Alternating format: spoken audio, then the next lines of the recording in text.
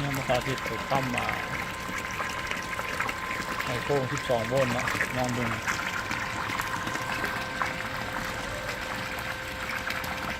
พอน้ำ1 นิ้วนะถ้าถึงจะได้ก็ใส่ประมาณ1 ซาวมิลจะได้นะประมาณ3 กับ 4ตัวนี้เขาใส่พอ1 นิ้วลองดูนะจะดูดได้เลยคน15 เมตรสำหรับรุ่น12 โวลต์นะตัวนี้ไม่เท่าต่อตรงต่อกับแบตเตอรี่12 โวลต์นะลองมึงการที่เทียบของมัน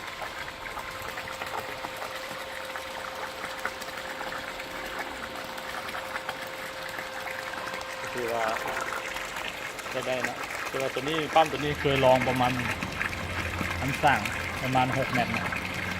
คือยังไม่เคยลองจ่ายนี่เลย10 เมตรเนี่ยอาจจะมีปัญหา